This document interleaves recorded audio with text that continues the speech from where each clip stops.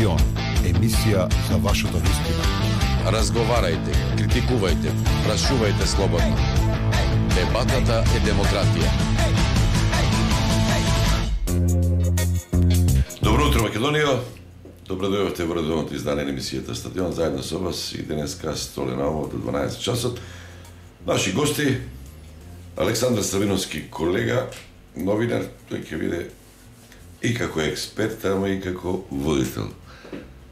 Ќе се обидеме да одговараме, но и да прашуваме на тема 75 години НАТО, Вашингтон, Лондон, Париз, Киев, Москва, Пекинг. Тоа се главните оски околу кои што се водеше, се вртеше и дискусијата, фокусот на самитот на НАТО во Вашингтон, а и завршната декларација. Исто така наш гостин денеска Милан Стефановски, военно-безбедносен аналитичар. Добро утро, добар ден, како сте? Добро ве најдовме, ви благодариме на можноста за да присуствуваме на вашиот медиум и да дискутираме нови теми. Добро утро и од мене и поздрав до вас и до гледачите. Свиновски, новинар, долго, не толку долго како мене, ама сега си фокусирам на овие безбедносни геополитички аспекти. Ај кратко само кажи кои се институции. Во моментот јас сум и ангажмани ги имаш. Во моментот јас сум представник на глобалната иницијатива против транснационалниот организиран криминал. Тоа е една интернационална организација која што има своји канцеларии на секаде во светот, во Женева, Виена, Њујорк и така натаму. Целта на организацијата со која што работиме, помагаме невладени организации, новинарски организации за своја работа со што ќе се бориме и ќе го решиме проблемот со корупцијата и со организираниот криминал, барем на начинот на кој што тоа новинарите може да го прават. Прифатливи, издржливи рамки. Па да, граѓанското општество и медиумите одигруваат важна улога во секоја држава, се што функционира. Работиме во овој занат со години и секоја една организација во налик на мојата кој што може да помогне во овие општествено позитивни случувања, ја верувам дека е добро дојде на втор момент за кој што имам соработка се него солиден број на медиуми, претежно во САД и во Брисел, во Европската унија, National Interest, Brussels Morning и така натаму. Таму, од другата страна, па пишувам за теми поврзани со геополитиката, безбедносната сфера во малку поинаква форма. Соединените американски држави. Да. Стефановски, има ли аналитичар не во Македонија, во Европа, и во светот кој што прогнозираше на почеток дека оваа војна ќе трае и не се знае уште колку години дека ќе трае долго. Најчесто кога почна таа интервенција, агресија, напад врз Украина на Русија, сите прогнозира ќе трае 2-3 дена, 4-10 најмногу. Така. Па не сгреши, од проста причина што во првите моменти на војната, иако информациите на американската разузнавачка служба и на европската разузнавачка служба беше дека ќе има напад од Русија, не беше дефиниран тајмингот, но русите направија сериозен продор, ако ги знаеме деталите внатре, затоа што тој конфликт тлееше подолг период како граѓански конфликт. Значи, збориме и во Минск 1 и Минск 2 договорите и тие конфликти кои внатре во делот на Лугански на Донецк се случува.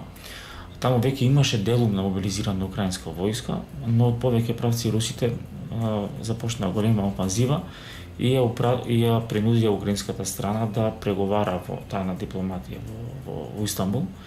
И сите мислеа дека можеби Украина фргна на колена, дека сега ќе се редефинира територијалниот интегритет на Украина. Генерално никој од аналитичарите не предвиди или немаше можеби информации, или можеби ја глорифицираше моќта на руската војска, или ја минимизираше плановите на запад, на НАТО и на Соединените американски држави. Но во тој период на тие преговори Украина брзо успеа да се вооружи и да се мобилизира и во таа контраофанзива денеска резултатот е тој што е. Го знаеме, фронт од 1200 и нешто километри, со помали продори во контраофанзива и офанзива на руската армија, но вашето прашање беше дали можеше да се предвиди, секако дека не можеше да се предвиди, можеби со чесен број на исклучоци, но не беше грешката дека реално украинската страна беше на преговарачка маса и тие документи сега протекува во јавноста. Обелодени, документите и содржината нивна. Денеска е друга реалноста на украинскиот фронт.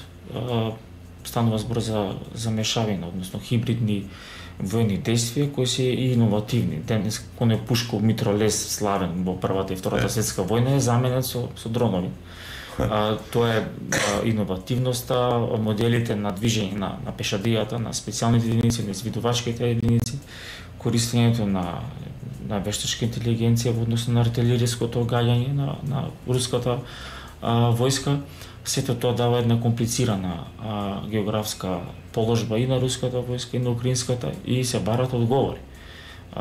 Иновациите на руското вооружување сега нели ги пратиме. Стигна генерално голема помош од модерно вооружување на химрас ракети кои лавицки можат да действуваат во Русија. Така да може во натамошниот дел на емисијата да влеземе во детали. Дали сте биле на самит? Јас сум бил на НАТО самит во Прага, во Чешка, тоа е пред 15 на 20 години. Ама многу е напорно, дури за новинари кои што имавме дозвола за движење. Целград беше испразнен. Беше многу комплицирано.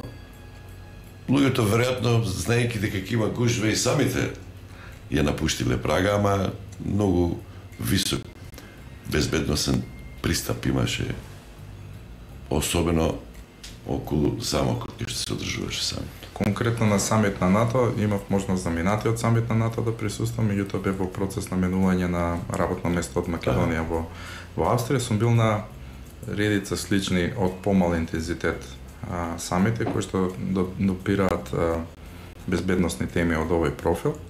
Генерално, буквално призорот е ист секогаш, обезбедувањето на екстремно високо ниво, однесувањето на новинарите и нашето известување е маргинализирано. Меѓутоа, тоа е во склоп на некои си декларативни одлуки на кои што се согласени државите, постојат пресконференции, се земаат изјави кои што веќе се по основ на редослед од пријавени новинари веќе прифатени, прашањата се, нели нормално никој не влие на прашањата, меѓутоа се поставени во одреден контекст. Дополнително, самиот процес на одобрување на работа на новинари на овие значајни конференции од овој профил е, по моје мислење, исполнив, безбеден. Нашата држава, од друга страна, сега како членка на НАТО е вклучена во тие процеси, изводливо е, се аплицира, медиумите аплицирани или нормално доколку се професионални медиуми и функционира на одредена димензија на која што веќе сме навикнати да работиме со тоа. Имаме негативно искуство. 2008 или остане Точно. Букурешт. Буквално тој не успеавме да. Буквално тој тогаш исто се спомнува Украина, Грузија, така? Точно. Самитот на НАТО во 2008 година практично е промени Македонија накако како што ја познававме до таа точка. Се случија редица на политички, или веќе од општо знаење за јавноста, редица на политички и безбедносни случувања во земјата. Пристапот на тогашната македонска влада ја промени својата реторика, во дипломатска смисла, во политичка смисла и во се натаме, но сега сме повторно на не толку сличен интензитет, меѓутоа наисто на камен темелник, од кој што од оваа точка па натаму Македонија ќе одлучи како ќе се однесува во своите евроатлантски интегративни процеси. Она што е интересно, ако правиме паралела од новинарска гледна точка на двата самита, е денешниот или последниот самит, денешниот мислејќи на оваа година се извинам, не заминавме незадоволни од позицијата на, говорам од државна гледна точка, од позицијата на нашето присуство. Македонија доби декларативна поддршка од своите сојузници, нели нормално тука е спорот со Грција, кој што не беше до толку истакнат во начинот на кој што ја претпоставав. Препораката беше се држи надвор од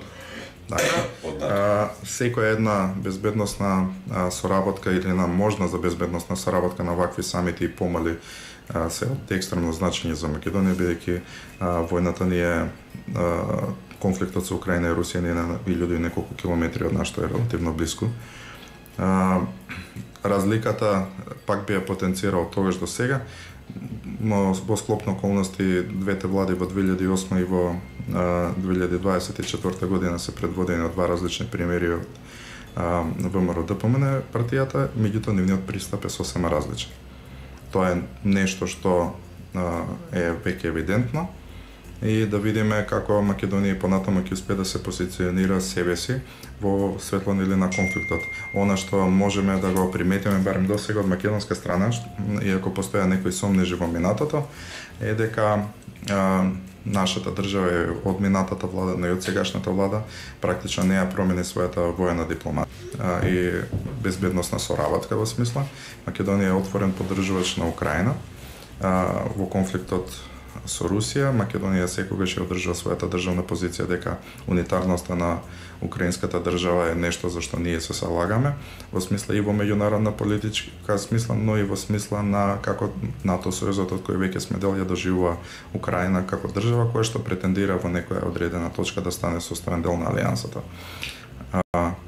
Дополнително, ако веќе говориме од емотивна гледна точка, мислам дека е повеќе од едноставно, каде мнозинството од македонскиот народ го гледа своите симпатии кон конфликтот. Нашиот конфликт во 2001 година за мене лично е една од клучните точки во кои што пријателството на украинскиот народ го видовме во моментот каде што ние добивме дозвола да набавиме оружје. Кои што сега ги вративме, ги дадовме. Ги вративме назад, но Русија тогаш, ако се сеќавате, не воведе ембарго за набавка на оружје.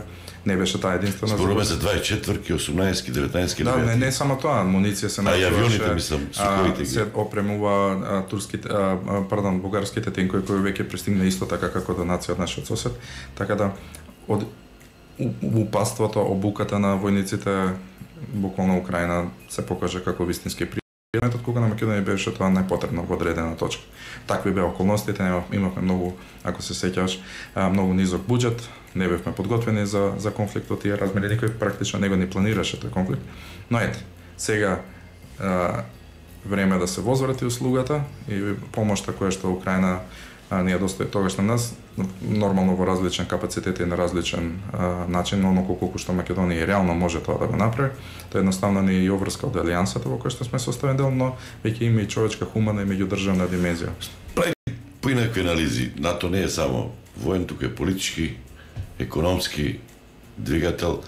Точно. Се зборуваше со влезот во НАТО нагло, тоа не е мит, него тоа се факти.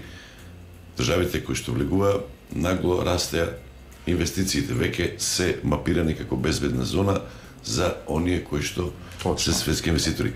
Дали имаме ние такво позитивно искуство или недоволно? Она што често пати го споменам во своите текстови, меѓутоа и вака во можност ако го имам јавно да говорам на темата, вратата за економска соработка внатре во алијансата е секогаш отворена, но тоа што нас не недостасува. Тука има и можности што се отварат и за нашите компании садове, меѓутоа треба критериуми одредени да мислам дека една или две компании имаме што имаат сертификат. Поголем е бројот, сега не го знам точно како функционира. Значи почна да, колку што сум запознаен во Министерството за одбрана постои одредено тело кое што дозволува лиценци за да ги наречеме лиценци, документи за да може некоја компанија да биде присутна во твој безбедносно-економски свет, но недостасува начин, ноу-хау, начин како да се одвиваат тие економски бизнис делки и така натаму. Никој во алијансата, иако постои процес, меѓутоа никој не може да ви каже дојдете заработете, него треба да има предприемачки дух, треба да има можност. Оние компании кои што и предпоставувам и сега и претходно во минатото кога бевме земја членка функционираат, се компании кои што преку посредници, првенствено преку посредници во минатото македонски компании соработуваа со хрватски компании кои што ги препродаваа прехранбени производи и така натаму на армиите во НАТО. Сега нема потреба од посредници, само си го продолжија бизнисот од своја гледна точка. Проблем исто така што се нотира во неколку извештаи на оваа тема е длабоката политизација. Се уште нема некои одредени точки за јавно да се изнесат некои информации, меѓутоа политичката припадност, како и во се во општеството, влие и во овој процес, така да ако сте про или за одредена и така да и самите бизниси се условно кажано осакате нем потенцијалот да се изразам на култура. Може да се каже дека другите држави како Хрватска и Албанија многу повеќе бенефити со влезот во НАТО и се е исто или кај нас се уште рано се исто тесно поврзано со нашата наменска индустрија. Колку вашата индустрија воена е развиена, на идентичен начин ќе се развива и соработката на економско поле. Дополнително има и компании од градежен карактер, например, кои што можат да функционираат во изградба на воени бази, во изградба на пристапни патови до воени бази, така натаму и така натаму. Она што е интересно што функционира е IT компании кои што се бават со, бидејќи нели Македонија е една од државите кои што е поразвиена во тој свет. Странски IT безбедносни компании сега моментално е тренд најмуваат домашни македонски програмери, ако предпоставам тоа е терминот што се користи за се активни во тоа поле да произведуваат безбедносни софтвери и така натаму. Видете, тоа е се уште неистражена територија за Македонија, за македонскиот бизнес, не верувам. Додуше не сум ни сретнал ниту никаква стопанска комора која што се бави сериозно со проблема, ниту некој економски сериозен двигател за волја на инвестирањето. Имаше само некои публикации од Воената академија, од неколку професори кои што дискутира на потенцијалот, колку тежи пазарот, колку тоа функционира, но ништо повеќе. Тоа имаше и истражувачки неколку приказни кои што буквално во одредени фази на развојот на овој процес го докажува тоа што го говорам сега. Така да новинарите се единствени кои што си ја завршија својата работа, малце го зборувам тоа пристрасно, меѓутоа од другата страна на палетата и државата, меѓутоа и економските фактори не видов некој се посвети. Од тој поглед може да се зборува дека капитализиравме? Вака се би сакала да надополнам една ваша теза што ја дискутиравте, тоа е самитот 2008 година и самитот 2024 на НАТО. Има една заеднички именател, руската агресија кон Јужна Осетија во Грузија. Тогаш беше 2007 година, да ве потсетам, ја измести практично траекторијата на самитот во 2008 година во Букуреш, бидејќи не беше предвидено проширувањето на НАТО, ако се сеќавате. И тогаш американската дипломатија изгони буквално Хрватска, Албанија и Македонија да бидат членки на НАТО. Не дека ние тоа не го очекувавме, ние бевме активни парципиенти во мировните мисии и војните мисии во Ирак и Авганистан и принципилно очекувавме да бидеме земја членка на НАТО и ги исполнивме сите критериуми, но руската агресија во Јужна Осетија и во Грузија го забрза процесот за членство на Бугарија и Романија, кои се сеќавате во Европската унија и овие три балкански земји. Зошто го говорам ова и кој е контекстот? Истото можеби ќе се случи сега во однос на продорот на Европската унија и она што се случи со Финска и со Шведска. Значи, она кога глобалните играчи прават воени конфликти или действија за да ја редефинираат европската или светската архитектура безбедносна, ние можеме да надзирнеме дека тие самити имаат долгорочна стратегија на затворање на тие можни невралтички безбедносни точки. Тоа беше она заедничко што и денеска се случува. Русија буквално ја разрма целата глобална безбедносна архитектура. Се разговараат сега за многу други моделитети за редефинирање на глобалната безбедност. И тука ние треба да се најдеме нашата шанса. Во делот на инвестицијските циклуси кои се случуваат во членките на НАТО, ние немавме среќа според Светска банка. Ние, ако се сеќавате, влеговме во НАТО преку онлайн шпанскиот парламент, тогаш имаше ковид криза. И во првите 2-3 години на пост-ковид кризата сите компании не носе одлуки да инвестираат во Greenfield. И ние немавме среќа да го почесуваме тој бранш што Хрватска и Албанија го почесува во првите 2-3 години, но тоа е несреќна околност, но Втората и најважна можеби политика е да спроведете вие реформи. Ако вие имате на некој начин извештај од Европската комисија или од департаментот дека царува висока корупција и криминал, немате соодветна инфраструктура, вие може да бидете 30 години членка на НАТО, но немате инвестицијски циклус кој што граѓаните ќе го почувствуваат тој бенефит, бидејќи наративот на тој НАТО блок пост рушењето на Варшавскиот пакт прерасна од војна одбранбена алијанса во политичко-економска и војна алијанса. И оттаму приказната дека вие мора да ги исполните критериумите за да бидете членка на НАТО и да имате економски бенефит, ние немавме среќа да ја почувствуваме како држава. Во Вашингтон сега, што се промени тектонски поради ова што се случува во Украина, Русија, поради заканата од Кина? Тоа е нотирано во декларациите, во тие дискусии. Што покажуваат информациите? Што е драматично променето кај НАТО?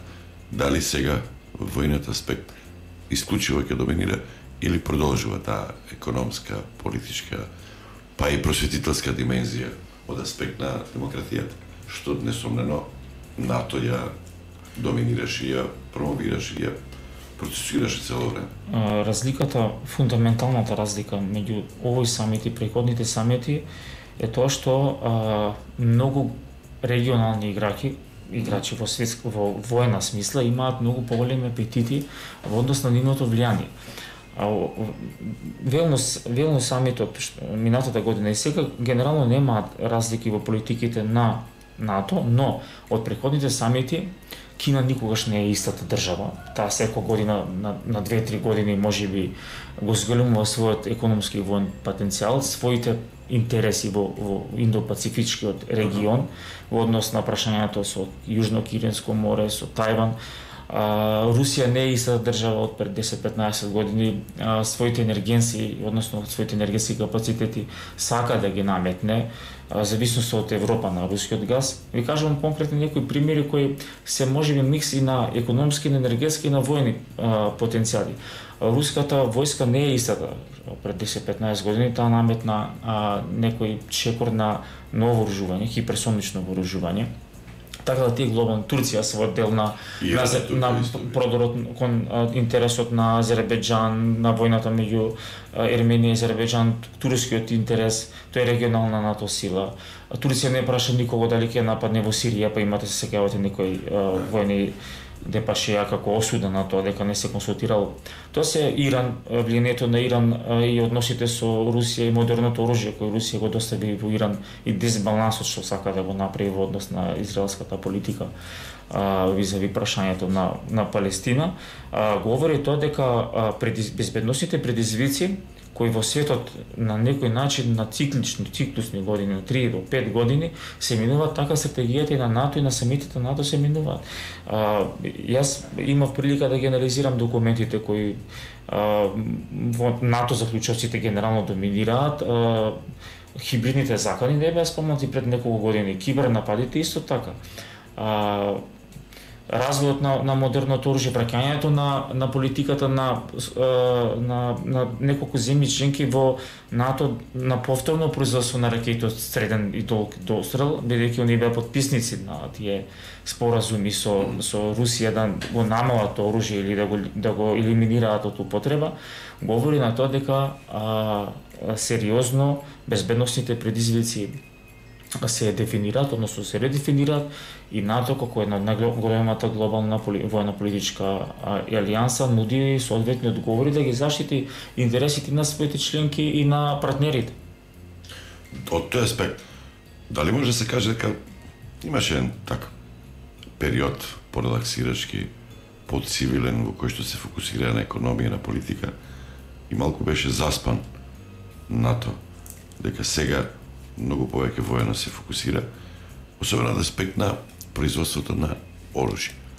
Затоа што последните американски држави, на пример, оружјето не е како во Русија државно производство, собственост, тука е се поврзано и со пари, со вработени, со профит на крајот на денот. Разликата клучна меѓу руската и кинеската војна индустрија и западната војна индустрија што на западот Ове прашам затоа што гранати им недостасуваат, па сега го затворени погони и сега повторно се бизнес активира. во прашање и таму немате вие втора или трета смена ако не платите. А во Русија и бара 5 може години да биде исплатливо за да се активира. Исплатливо, да. Имате генерално проблеми во цивилниот сектор, видите што се случува со Боинг, војната, односно авионската индустрија. Тоа е таму низ призма на бизнис и на договори кои долгорочно се за да може таа наменска индустрија се воздигне, односно да почне да работи, практично и треба долгорочност, односно предвидливост, и затоа таа западна војна машинерија сега каска во однос на руската, бидејќи руската војна машинерија може да компензира поготово артилеријски гранати. Додека артилеријските гранати од 155 мм па и пониски во НАТО беа сведени после светската економска криза како резерва, а не како активна војна. Ќе бидат пресуди во НАТО донесе Smart Defense strategy, значи паметна одбрана и најмногу таа почиваше на економичност, модуларни единици, разузнавачките служби беа заменети со вештачка интелигенција, со електронско разузнавање, сите човечки материјални капацитети беа паркирани на страна за да економиите заштедат. Тука е можеби главната разлика сега и претходно. Јас би се надоврзал малку на колегата Стефановски. Би рекол дека за мене поинаку би дал одговор на истото прашање. Доколку се следат нели комуникејата и финалните заклучоци од конференциите, секогаш, барем во последните, не знам, дури пред пандемијата, говориме сега од оваа гледна точка во рокот можеби 10 години, како непријателски гледни точки или на држави кои што действуваат против интересите на НАТО, беа означени Русија, Кина и така натаму. Да, се согласувам дека сега пристапот е можеби подинамичен на оваа конференција од минатите. Она што е евидентно е дека системот на војување е драстична промена. Војната во Украина не е од сега, него таа трае 2014. Покажа дека, за жал, можеби војната во Украина го фати НАТО неспремно, од гледна точка дека конвенционалниот начин на војување со ровови, со користење на тенкови од 70-тите години, класични светска војна или така повеќе класични гранатирања со пешадиски гранати мини, со антитенковски оружје така натаму, до исцрпеност и до класични бомбардирања покажа дека можеби премногу се дигитализираше НАТО, премногу се ослонуваше на специјална намена, на сили за специјална намена и употреба. Сега тоа се покажа дека едноставно не е изводливо на боиште како што е Украина. Ние говориме нели како што спомена колегата Стефановски за фронт кој е над 1000 и нешто километри, каде што тоа е тука до Истанбул, до Истанбул може да би повеќе, отприлика некоја груба проценка. Теренот е секаков. Не постои механизам како некоја од двете завојувани страни би напредувала во битките доколку нема логистичка помош од локалното население кој што очигледно од разбирливи причини се приспособува, се користат армиски инженери за да се надминат одредени непристапни терени и локации. Градовите не секогаш се добиваат толку лесно и брзо како останатите боишта, така да дроновите ја играат улогата, меѓутоа дроновите уништуваат тенкови од Втората светска војна или уништуваат тенкови кои што се релативно стари. Дури новите модерни паметни оружја кои што се користат и на украинска и на руска страна, кога говорам за украинска, велам за оружје од западно високо модерно производство, се покажа како недоволно ефективни.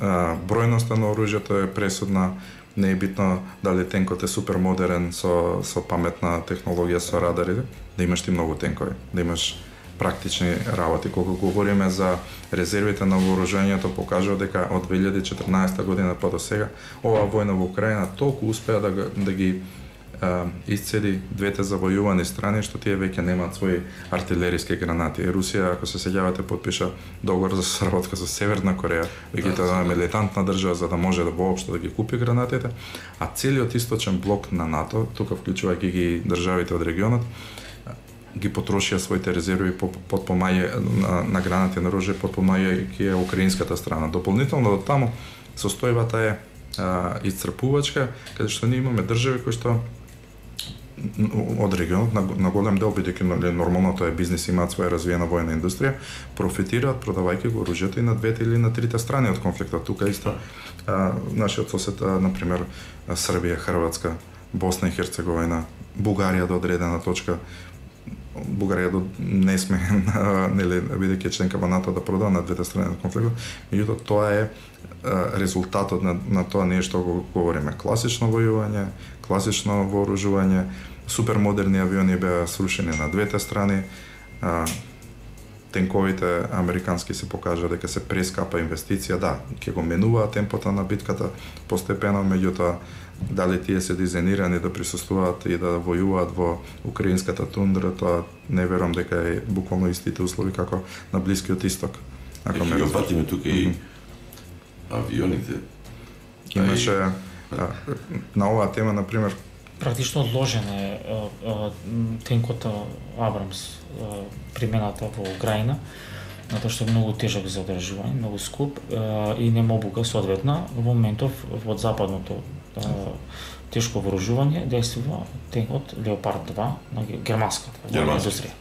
Британските началници какви викнати? Нема информации, иако се шпекулира дека британците преку црни канали практично од Полска имаат доставено Черенџер и тоа не е, ова Александар што кажа, не е приспособено оружје за украинската тундра. Значи тие може да направат повеќе проблеми на украинците колку што може да направат додадена вредност на војното поле.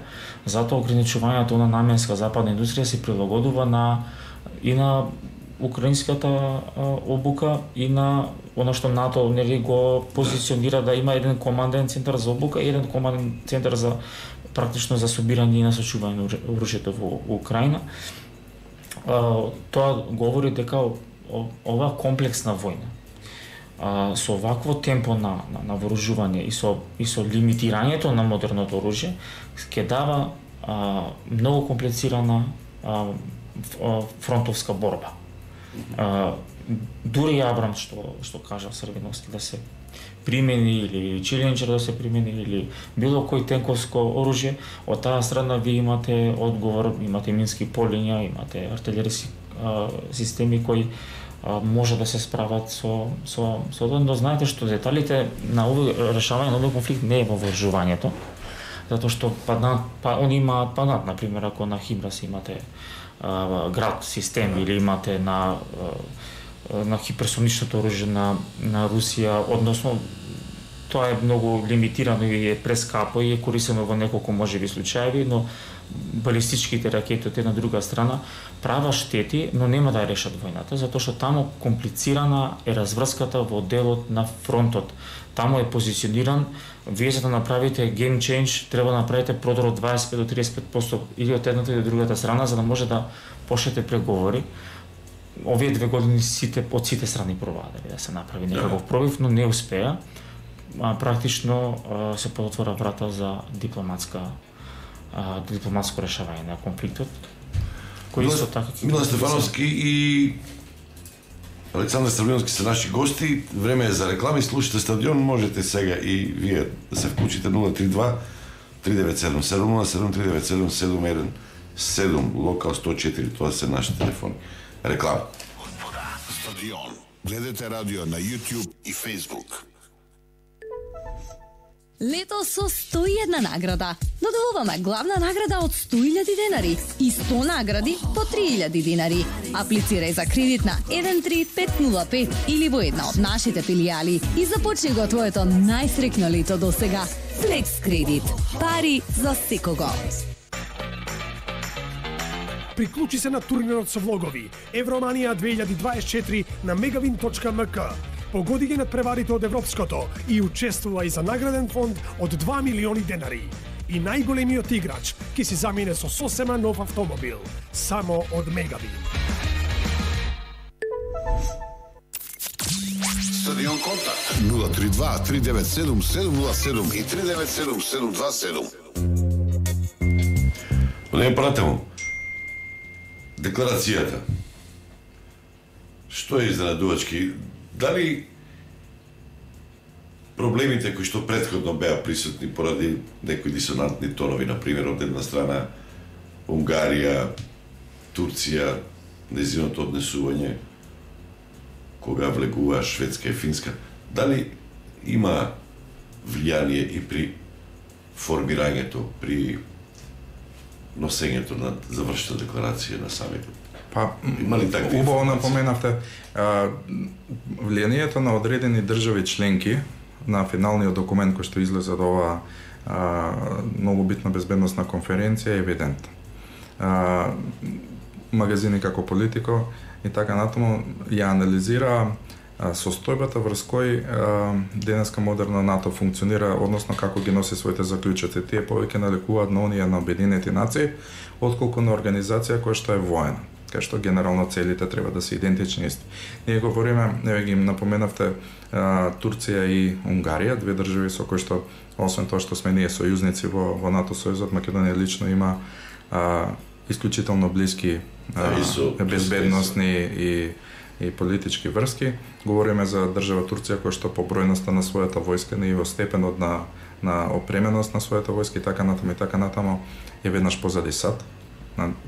Кратко кажано е фактор број 2 во алијансата. Говориме за Унгарија, држава која што иако е во средиштето на Европа и не е толку импозантна во воено смисла за збор, она што може да се истакне дека економски граби многу повеќе од останатите држави членки, мислам дека таа е единствената држава во НАТО сојузот која што има свој годишен буџет кој ги надминува 2% потребни, 2,1 или колку беше потребни за да се држи чекорот со модернизирање на оружјето. Токму овие две држави истовремено и ги имаат интересите на НАТО, меѓутоа имаат и своји интереси кои што се разликуваат од мнозинството на 30 и повеќе членки на НАТО. Имено двете држави одржуваат пријателски релации со Русија. Двете држави истовремено одржуваат и пријателски релации со Украина. Двете држави се обидуваат да бидат посредници во конфликтот во Украина. Евидентен пример за тоа е и нивното влијание на проширувањето на Сојузот, каде што тие се обидуваат дополнително да се isprofitираат, да заработат политички поени, благо кажано, од сето. Она што ако се анализира главната порака која што испрати на НАТО е ублажен тон на нивото на проширување, наместо да се одреди точен датум и механизам и врз кој принцип Украина. За Украина напиша процесот е неповратен. Да, но што значи тоа? Македонија беше, ако се сеќавате, ако направиме некоја си паралела, иако ние немавме конфликт кој што уопшто би се споредил со овој во Украина, ние бевме прва држава која што беше предводител на партнерство за мир. Држава која што во секаква форма ја надминуваше Хрватска, Словенија, Бугарија и така натаму и така натаму. Меѓутоа, на крајот на денот, секогаш е политичка одлука како ти ќе станеш член на одредена алијанса, дали е тоа воена или цивилна и така натаму. Да, процесот е неповратен, но прашањето е кога Украина и дали ќе стане членка на НАТО. Мене, како новинар од гледна точка политичките декларативни изјави на државниците, да, таа држава ќе стане членка на НАТО, не ме значат ништо, бидејќи ние имавме, например, ако се сеќавате САД, која што е главната движечка сила, се заложи ние да станеме членка од НАТО по директно здравје, но тоа бевме блокирани. Тоа вели дека механизмите на Сојузот се така креирани доколку постојат, пазите, ние говориме за Турција и за Унгарија, држави кои што се и политички и дипломатски далеку помоќни од Грција, неспоредливи. Не постои механизам како некој би ја донел Украина во Сојузот, освен ако нема некој широк консензус. Тоа значи ние се уште дали тука компромисот е направен, некаков консензус на сметка на некои работи кои што може да бидат несогласувани. Например, Ердоган премногу инсистираше на Израел. Точно. Да се смири Израел, да се прекине со Точно, секоја држава си ги има своите интереси. Западен Балкан е тема на се појави информации дека можеби се кријат чувствителни информации, безбедностни, тајни од Орбан, затоа што прави излети, макар што ја не верувам дека се тоа негови излети и лични хирови, мислам дека постои некој договор за да се опипа пулсот. Вие што мислите? За војна на вистина Орбан, а воено и унгарската влада има толку исклучителна нивна посебна дипломатска и безбедносна политика, што не може... Плюс дополнително иритираше тамо, отиде се сретна со Трамп. Го провоцираше Бајден.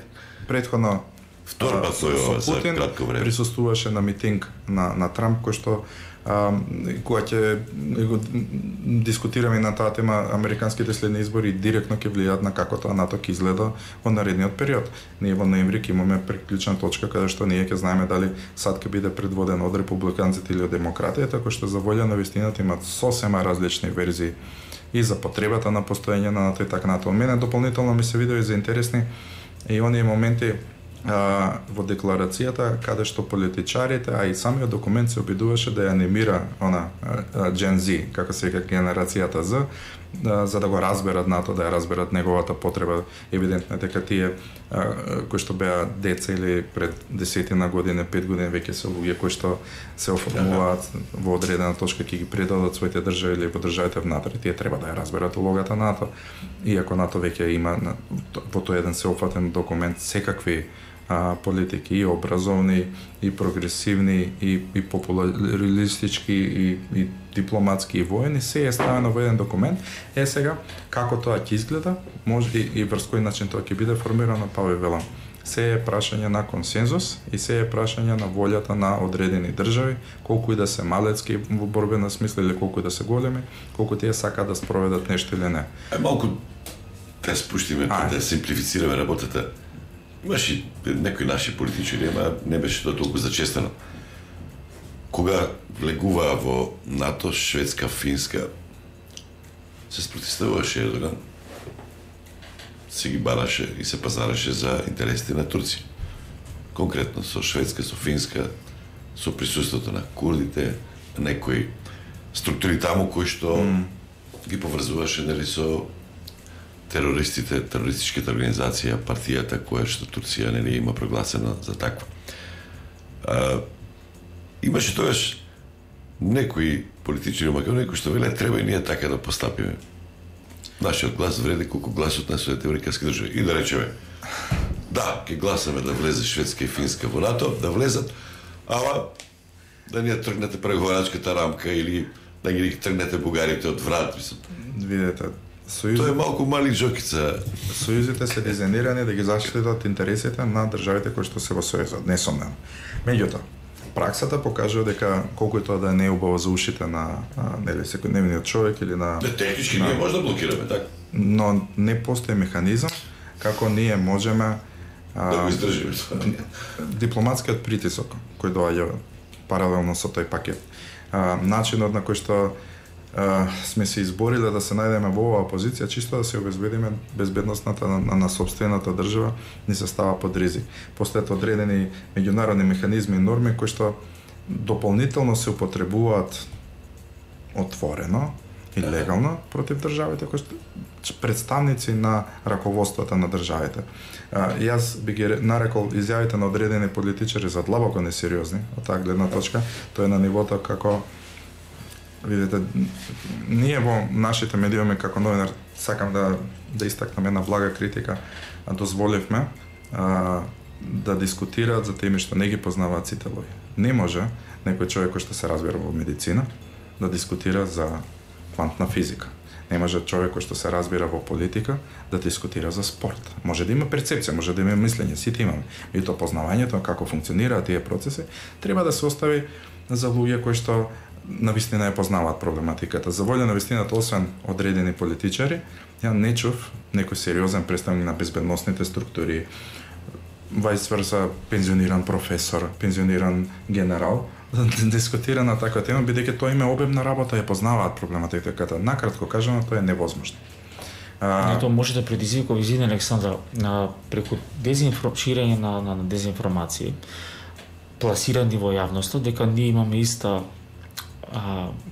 јачина со Турција и со Унгарија е банализирање на моќта или потценување на моќта на големите сили, затоа што доволно е само да се неколку примери видат. Ердоган користеше страшно лош вулгарски и наративи кон Бајден во предизборието. Го нарекуваше дури и со и го обвинува за некои го навредуваше, да, со ама нешто физички навреди. За врачи работи имаше страшни изјави. Севилен старец кој нели треба да биде воен застворник во однос на пресинското прашање, победува Тајип Ердоган и првата честитка доаѓа од ама тој луксус не го има сите земји членки на НАТО, затоа што видите точно кај слушателите и кај читателите и кај народот постои збунувачки момент, бидејќи од една страна постојат критериуми копенгашки кои не важат за сите. Постојат бидејќи сега имаме најсвеж пример, Украина почнува преговори со Европската унија, се е двојна. Не фрз кон Западен Балкан, но големата слика трасира друга проекција. Таму потребна таква одлука. Така беше со Бугарија и Романија. Ако се сеќавате ревизорскиот тело на Европската унија на Бугарија имаше извештај дека не ги исполнува критериумите. И се сеќавам дека Оли Рен мислам дека беше тогаш председател, вика да, но на 1 јануари Бугарија вика и политичка одлука да донесе да влезе во Европската унија. Сега, малите држави одат кон или итаат или сакаат меѓународното право, критериумите да им бидат патогас, реакторија на нивното движење во тие интереси, во тие сојузи, додека од другата страна Турција има луксус и од географска политичка положба и економска да може во исто време да купи С-400 систем, а не се членка на НАТО, и од друга страна F-35 лицензата да ја изгуби, па да ја добие F-35, па да може да има проблеми со Русија. Тоа не го може секоја држава, тоа е и со примерот со Унгарија.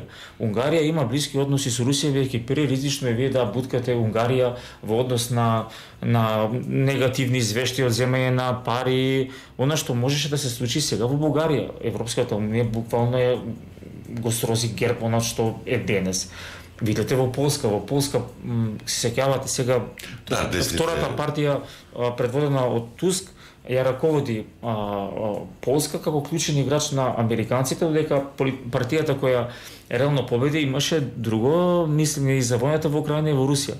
Полска е исто огромна држава, но критериумите на дипломатијата, пред се на американската, не важат за сите, а ние пак не сме во состојба, можеби во најлоша состојба сме да можеме да си го бараме тоа не ни го земат упростување, непотребно тривиализирање. Не, тој политичар, ако имало некој таков, треба што вика Србиновски да го пратиме на тоа автентично школување што го имаме, ако кажал дека ние сега треба да ја блокираме Финска и Шведска за да можеме да не постои тоа во ова реална политика, не. Интересно беше и како се договорија за Руте, новиот генерален секретар. И тука Унгарија имаше забелешки, имаше и други држави, после се согласни. Да, ма Британија, види, Холандија е во синхронизирана дипломатска активност со британската дипломатија. Холандија е внатре во ЕУ, Британија излезе, нели? Но за да Руте стане генерален секретар на НАТО, Холандија донесе можеби едно од непопуларните мерки. Ако се сеќавате, Холандија беше првата земја која практично на Украина вети Фантом 16, F-16 авиони, 14 или 16 по број. Тоа е огромна бројка. Холандија е таа која ја застапува Британија во телото на Европската унија во зборам во надворешната политика, и за мене не е очекувано Руте да биде генерален секретар на НАТО, и се сеќавате, он беше клучниот дипломат кој дојде во Македонија кога во парламентот имаше 60 да. И кога фалеше пратеник кој беше претhodно вработен во холандската амбасада. Тоа говори дека во дипломатијата нема случајни игри, односно потези. Кастрио да речеме, да. Во таа смисла стратегијата и дипломатијата се вршат работата во зависност од вашата политичка тежина или географска тежина, економска тежина внатре во Сојузот. Ако би се превело, само да се надобрзам тоа на македонски услови и на македонски динамики, што Македонија ќе добие од процесот. Ние сакале или не ќе сме ставени во процес за да го надминеме спорот со Бугарија на начинот на кој што одредена влада во одреден момент подпишала, верувала дека подпишала документ кој што е за добробит на сите граѓани, тоа и пројде во собранијата. Меѓутоа, на кој начин ние ќе го надминеме тој спор, сигурно не е поврзан со релации во НАТО. Ние говориме за Европска унија, цивилна, економска, културолошка организација, која што, иако членовите во Европска унија во најголем дел се членови на НАТО, сепак говориме за два различни идентитета. Тоа е банално да се изразам, ако сакаш да си го средиш својот влез во зградата во која што живееш, не можеш тоа да го направиш преку соседната зграда. Буквално во секој тела постојат секакви начини, перцепции, организации. Туку, ако се сеќавате, ние имавме, например, не добивме Грцееве, прва паралела со грчкиот спор на меѓународниот суд на правдата. Тоа не промени ништо на терен, бидејќи не може да се влијае символика, да не боли душата, инаку не заврши работа. Апсолутно, апсолутно. Треба да бидеме реални, Александар. Да, ова Александар што го каже комплетно точно. Треба да бидеме реални за нашата моќ, реална моќ како држава, затоа што ако се сеќавате попрецизно рече за нашата немоќ. Немоќ, да, тоа сакав и да го поентирам како анализа think tank на американско Станфорд, ако ви текнува беше дека Македонија ги поседува сите можности ресурси за држава која може да продуцира конфликт. Ние сме внатре поделени мултиетнички, односно етнички. Имате поделба на голем размах на сиромашни и на богати, тешка сиромаштија, нели? После имате вие политичка поделба. Вие немате ресурси, немате енергенци, немате додадена вредност во економијата каде што можете да преговарате во дипломатска свесна. И е чиста среќа. Немаме литиум, немаме. Да, немаме ништо. Ние сме чиста среќа што се наоѓаме на коридор на војна мобилност. Да се сеќам работев во Министерството за одбрана и со тогашните авторитети патувавме, лобиравме да влеземе нели во НАТО. И ние во делот на неформални комуникации, знаете што нашето име е свето, историско, знаете тоа е голема остапка. Видовме карти каде што не постојат практично имиња на земјите членки на НАТО, туку постојат коридори, транспортни, железнички, енергенски.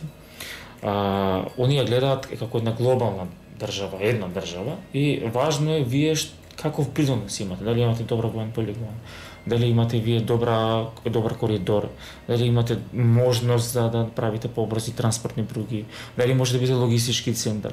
Значи, тие се критериумите вие да влезете во ова друштво. Имаме слушател, добар ден, повелете, ве слушам. Ало. Добар, Македонија. Ако сте, ве слушам. Јас сум во програма. Да. Овеј. 032-3977-3977-27. Лока 104. Повелете. Јас сум во програма. Да. Ајде, добар ден Македонија, добар ден за гостите. Јас како човек не сум канибалистички настроен кон другите луѓе било каде во светот. И толку ми е мизерно во 21 век да слушам за човек на човека е волк. Некои месождери, човеко јадачи од западот, сакаат да се леи крв на секаде по цел свет, а тие на рака луѓе во Америка и во некои западни земји да профитираат. Да профитираат од милиони убиени деца годиниве.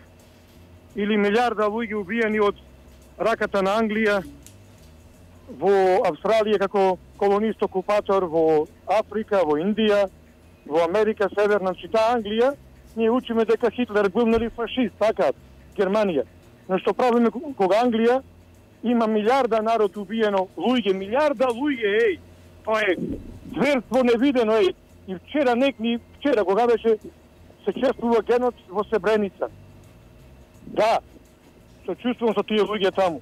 Но што правиме со таа Америка, и та Англија како незина, нели, покровителка што имаат убиено милиарда луѓе во светот.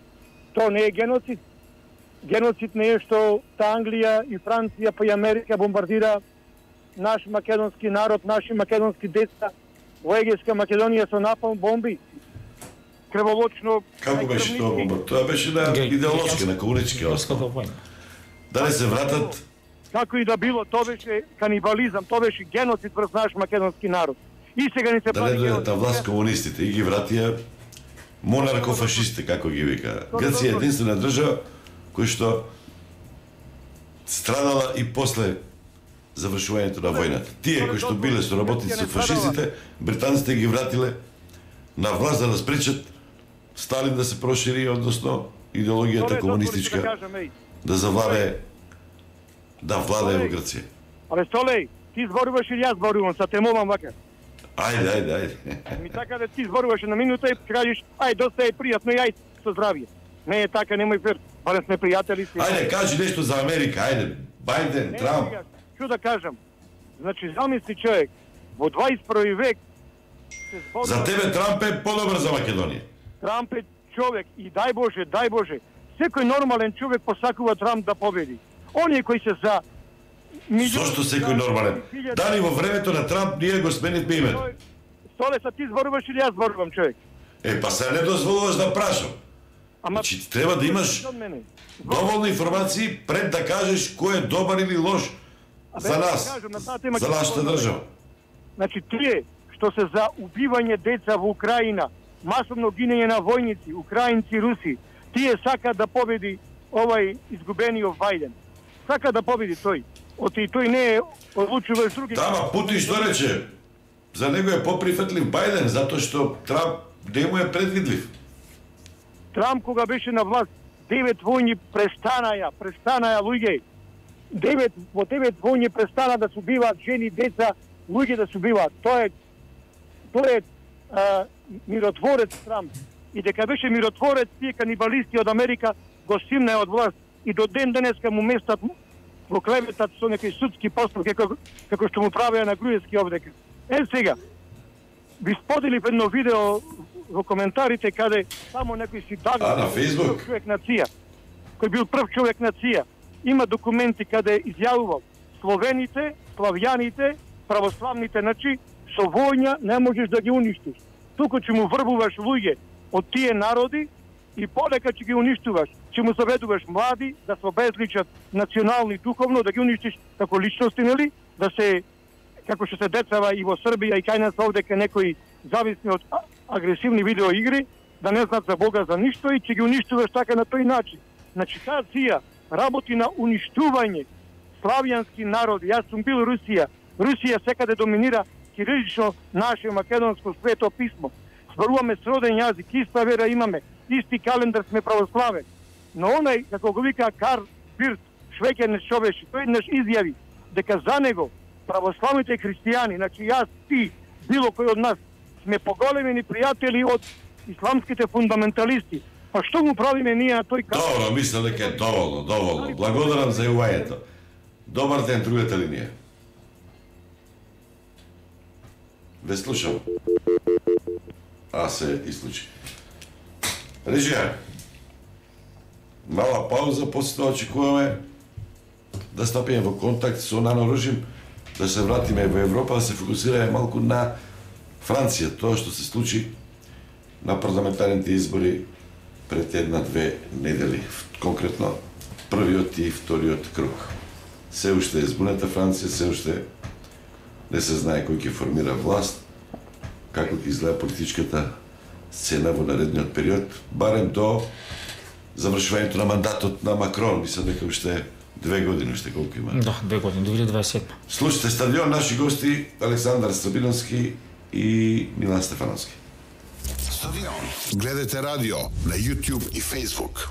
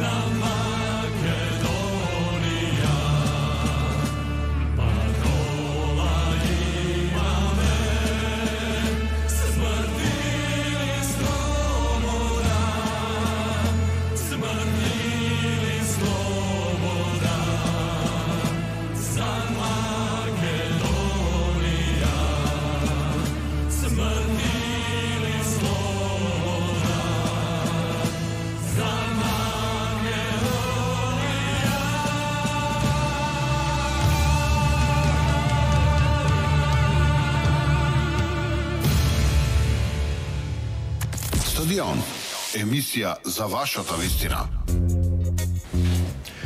Одеме понатаму. Наши гости во студиото, колегата Александар Сабиновски, Милан Стефановски, военно-безбедносен аналитичар, и на линија го имаме сега професорот Нано Ружин. Професоре, дали се слушаме?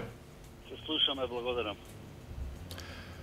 Професоре, вие сте познат франкофон, познавач на приликите, понекогаш и неприликите во Франција. Што се случи тамо? Успеа да се одбранат од Лепен. Во вториот круг се мобилизира, направија некои маневри, а можеби и народот се мобилизираше, граѓаните. Имаше и една епизода поврзана со Европското првенство, со Мбапе, меѓу Мбапе и Лепен. Дали ова е само попатна станица кон конечната победа на Лепен, или мудри се граѓаните на Франција, знаат да се организираат, да се одбранат, особено од идеи кои што можат да бидат опасни движења, колку и тие во последно време да се стивнати, да се подцивилизирани, не се толку расистички, не се толку против емиграција и така натаму. И што ќе се случува? Збунувачки Макрон ги повикува мејнстрим партиите да направат влада, никој нема мнозинство, нема некој договор, и на крајот на кришта и левичарот што победи, Меланшон е антиглобалист. Повелете. Значи, Франција се наоѓа во голема политичка криза, која што се должи пред се на фактот што најпрво на европските избори голема победа однесе Расамблеман национал, тоа е значи политичката партија на Лепен и на Жордан Бардела, и тие се наметнаа како најсериозен предизвик и за Макрон и за останатите политички партии. Но тука Макрон направи една неописива и би рекол нелогичка грешка, односно без да консултира било колко го распушти францускиот парламент, бидејќи е тако според уставот тоа го се предвидува во уставот на Франција од 1958, со кој практично им беше зададен многу тежок удар на неговите сопартици, но и на останатите политички партии, но тие брзо се прибра, така што во првиот круг значи партијата на Лепен однесе некој, се предпоставуваше дека ќе направи дури и апсолутно мнозинство. Апсолутно мнозинство во Франција е 289 пратеници, бидејќи парламентот брои 577 пратеници.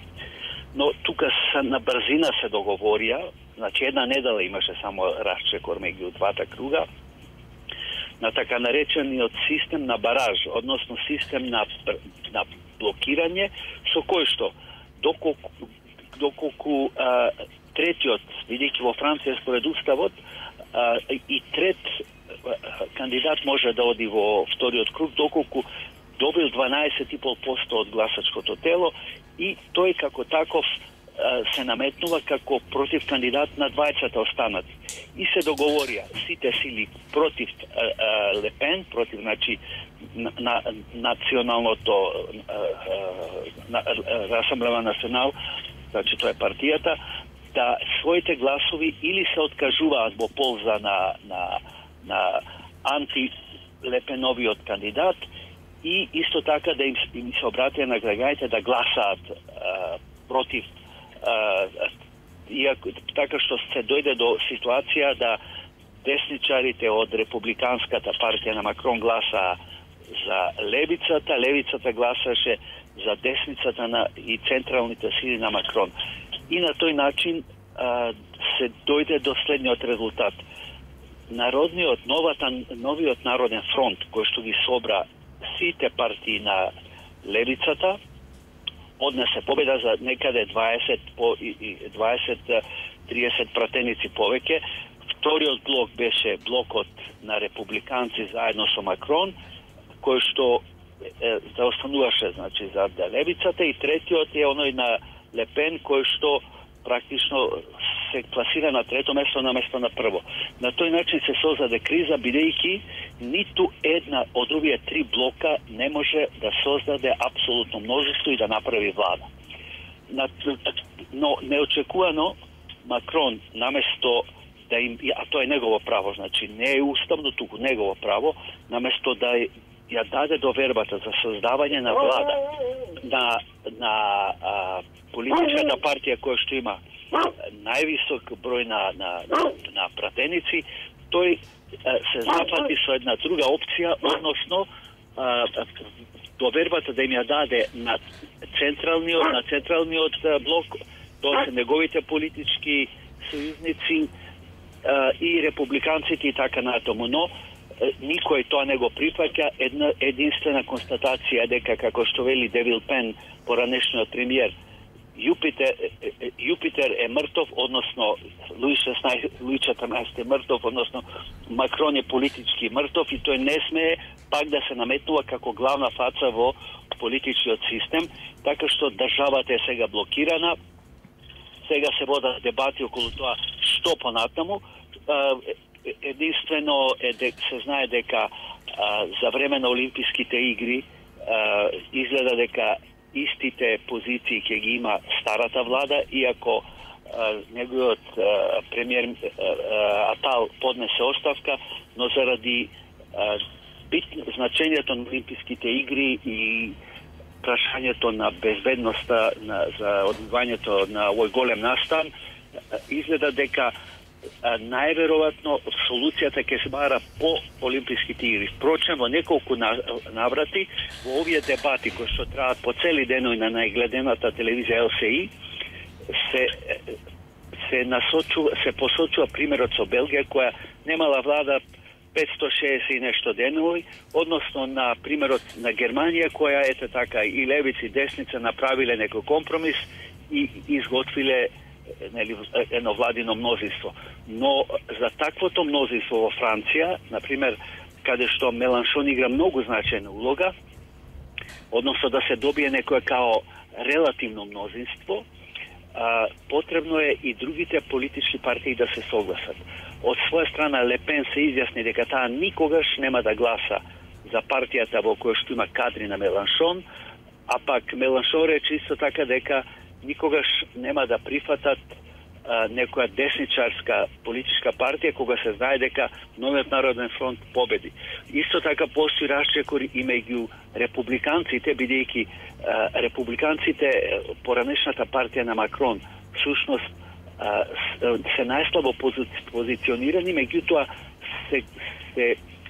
се споија со ренесансата, тоа се практично тие што го поддржуваат Макрон. На известен начин тие прифаќаат еден компромис, но одредени високи функционери на овие блокови исто така се против Макрон.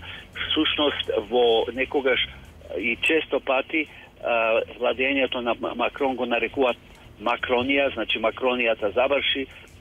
Француските бирачи, како што вие истакнавте, се зрело изборно тело, тие бараат промени и ги набројуваат сите гафови што владењето на Макрон, кој што немаше усет за да комуницира со француските бирачи, почнувајќи од жолти телеци, преку големите демонстрации на земјоделците, затоа што се чувствуваа многу обесправени, преку законот за пензионирање, одолжување на годините за заминување на пензија, сето тоа доведе до големи незадоволства во француското бирачко тело, така што не е за подценување фактот дека скоро 10 милиони французи гласале за Лепен. И самите велат, па тие не се сите расисти, тие само бараат промени, бидејќи Лепен, исто како и Меланшон, предлагаат скратување на прагот, значи смалување прагот за заминување на пензија, зголемување на минимум платата, подобри социјални позиции, олеснување, паѓање на цените и така натаму и така натаму. За емиграцијата се блиску. Околу има тоа е прашањето кое што најмногу всушност ги намали шансите на Лепен, бидејќи прашањето на миграцијата го поставија како водечко прашање, иако постојано е синдром дека бројните социјални тензии, ширењето на исламот, не знам, неколку случаи на убиства, например на познати професори во средните школи, закани и така натаму, беа направени од страна на емигранти, и тоа беше јакиот адут на Лепеновата партија, значи која што кажуваше постојано да се подобри безбедноста на луѓето, и освен тоа, она што е битно, и Меланшон и Лепен истакнаа дека се спротивставуваат на испраќање француски војници во Украина, додека Макроновата позиција е се уште на таа страна, така што многу факти можат, преку многу факти овие еволуции со кои што поминува француското општество. Да заклучам во неколку точки. Прво, Франција е во голема политичка криза, бидејќи не постои нити консензус, нити меѓу трите блока на пратеници, ниту постои желба да се создаде мнозинска влада, значи од некоја коалиција. Второ, Франција е во ситуација првпат од својата петта република, создадена од страна на Дегол 1958, да има толкав број на пратеници од екстремната десница. И трето, сметам дека на овој начин Франција влегува во еден вид на држава која што ќе мора да биде порешителна во однос на внатрешните прашања, бидејќи како што и самиот просечен француз смета, граѓаните во Франција едва врзуваат крај со крај. Инаку една вест која што е интересна за македонската левица, не ова што се прокламира како левица, туку на левите сили пред СДСМ, тоа уште еднаш го кажав, тие беа свесни, дури добија по 6, по 5% од гласовите, но со промената, односно кога се свртеа кон фронтот, наречен нов народен фронт, кој што асоцира многу на фронтот од ослободителната војна, тоа може да биде инспирација и за Социјалдемократскиот сојуз да направи еден народен фронт со кој што ќе ги надмине внатрешните затворености, внатрешните афери, корупција и така натаму, бидејќи и оваа држава и Македонија има потреба од јака опозиција, затоа што опозицијата е најдобриот, би рекол, контролор на дали владата и власта се управува на полезен, на користен и на поштен начин. Тоа ќе зависи и од Мицкоски. Дали ќе почне и онда бидува како Макрон, надмен, арогантен.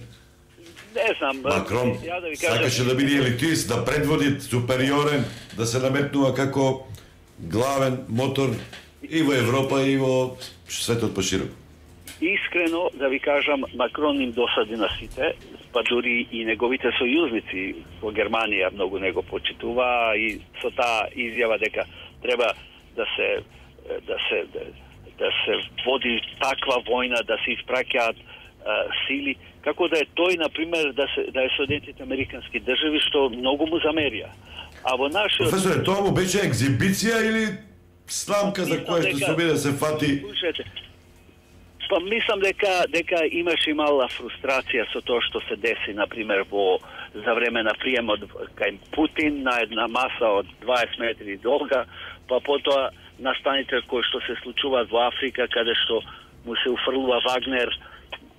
Така што геополитичката глобална слика е голема, но како и да е, тој сепак еве на неодамнешната средба со Бајден упорно исто застана за истата позиција, го поддржа Бајден за неговите избори, но како и да е, опште впечатокот дека неговата меѓународна позиција ослабе, бидејќи и на тој начин, кога не сте популарен во државата, колку и да бидете силен на меѓународен план, таа позиција ослабува. Единствено што не е добро, знаете, во оваа ситуација е што е голем бројот на пратениците на Расамблема национална на Лепен и исто така добра вест за нас, државите од Западен Балкан е што сепак оваа политичка партија на Лепен не беше така проевропски ориентирана, значи повеќе беше евроскептична, борејќи се повеќе за се сочува суверенитетот на државите членки пред се на Франција, а беа и против на тамошното големо проширување пред се, мислам, на Западен Балкан. Но од друга страна ќе видиме дали и што ќе се случува понатаму. Сепак знаеме дека еврооптимизмот и политичките партии кои што се за Европа сепак имаат мнозинство во парламентот и сметам дека Европскиот парламент ќе продолжи со истата реторика, односно да го поддржува проширувањето на државите на Западен Балкан во Европската Унија. Благодарам, го слушнавте професорот Нано Ружин за случувањата во Франција. Стабиновски. Молам. Стефановски. Да. Што правиме со овие изјави, например? Украина незадоволна. Не може да чекаме уште 75 години да влеземе во НАТО. Нешто Стабиновски кажат и за тоа. Да ги прочитаме другите наслови. Еве, имаме интересен наслов во врска со тоа што го спомена Стефановски, дека нема држави кои има коридори. Се прави Балкански НАТО Шенген. Овие држави ќе бидат чворишта на војните транспортни рути. Албанија, Италија, Бугарија и Северна Македонија подпишале на НАТО самитот во Вашингтон писмо за намери за обезбедување на војна мобилност вдолж пан-европскиот Јадран со Црно море. Јадранското море се спојува со Црно море. Поврзувајќи се на војните трупи на НАТО да им овозможат брзо и слободно да се движат од Јадранското море во Црното море. И, ако е потребно, да продрат длабоко на Балканот. Пишува Albanian Post. Да. А тоа е стара идеја за поврзување на Црноморскиот базен со Јадранското море. Од таму и НАТО практично се позиционира на пристаништата, нели правеше нови пристаништа и нови аеродроми во Албанија и така наречени суви пристаништа кои имаат за цел да стигнат многу брзо до Црното море.